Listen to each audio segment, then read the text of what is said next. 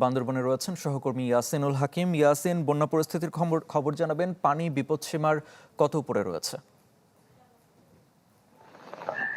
আরিফিন, আসলে গত 7 দিনের টানা বর্ষণ বলতে গেলে গতকালকে এই বৃষ্টিপাতের পরিমাণ কম থাকলেও সন্ধ্যার পরবর্তী সময় থেকে যে পরিমাণ বৃষ্টিপাত হয়েছে পানি গতকালকে আমরা দেখেছি সন্ধ্যা 6টা নাগাদের বিপদসীমার উপর থেকে প্রায় 2 সেন্টিমিটার নিচে নেমে গেছিল, যা বিপদসীমার অতিরিক্ত 3 সেন্টিমিটার উপর থেকে। কিন্তু এখন আমরা দেখেছি সেটি আবার বিপদসীমার ঠিক 3 সেন্টিমিটার উপর দিকে সাঙ্গু এবং মাতামুহুরী নদীর পানি প্রবাহিত হচ্ছে। এটির কারণে কিন্তু যে সমস্ত নির্মাঞ্চল থেকে প্রায় 1-1.5 ফিট পানি গতকালকে কমে গিয়েছিল, সেই সমস্ত নির্মাঞ্চলগুলো আবার বেশি প্লাবিত হয়েছে এবং যে সমস্ত সড়ক থেকে পানি নামতে শুরু করেছিল সেই সড়কগুলোতে আবার পানি নিচে তলিয়ে গেছে। এর থেকে বেশি সংখ্যক বৃষ্টির কারণে আরো বেশি তলিয়ে গেছে। আমরা দেখেছি গতকালকে প্রায় 500টারও বেশি পৌর এলাকায় বিভিন্ন জায়গায় ঘরবাড়িগুলো আসলে নিমজ্জিত রয়েছে, বিভিন্ন সড়ক যোগাযোগ বিচ্ছিন্ন রয়েছে।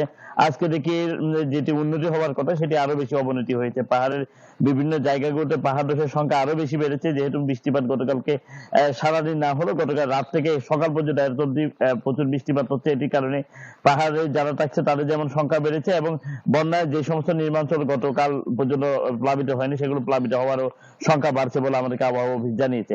তবে আরেকটা বিষয় যেটি জানিয়ে রাখতে হয়, ইতিপূর্বে রংছড়ির সাথে বান্দরবানের সড়ক যোগাযোগ বন্ধ রয়েছে। লামা আলীকদমে মাতামুহুরী পানি বৃদ্ধি পাওয়ার কারণে সেইখানেরও সড়ক যোগাযোগ বিচ্ছিন্ন রয়েছে। বান্দরবানের সাথে বলতে গেলে রাঙ্গামাটি, চট্টগ্রাম, কক্সবাজার সহ বিভিন্ন জেলার সাথে যে সড়ক যোগাযোগ সেটিও ব্যাহত হচ্ছে আসলে বিভিন্ন জায়গায় পানিতে তলিয়ে যাওয়ার কারণে। আমরা কথা বলেছি জেলা প্রশাসকের সাথে, জেলা প্রশাসক আমাদেরকে জানিয়েছে যে সমস্ত মানুষ আসলে পানিবন্দী হয়েছে তাদেরকে শুকনো খাবার এবং পৌরসভার পক্ষ থেকে রান্না করা খাবার বিতরণ করা হচ্ছে। অন্যদিকে দুর্গম এলাকাগুলোতে যে সমস্ত জায়গায় পানি প্লাবিত হয়েছে সেখানে সেনাবাহিনী, বিজিবি এবং জেলা প্রশাসন, উপজেলা প্রশাসনের পক্ষ থেকে সহায়তা অব্যাহত রয়েছে। তবে এই বৃষ্টিপাত যদি সেরকম অব্যাহত থাকে তাহলে যে সমস্ত বাড়িঘর এখন তলায় যায়নি সেগুলো তলিয়ে যাওয়ার একটা সংখ্যা দেখা দিয়েছে। আরেফিন। ইয়াসিন, আপনাকে ধন্যবাদ। দর্শক, বন্যা পরিস্থিতির খবর জানাতে যুক্ত হয়েছিলেন আমাদের সহকর্মীরা।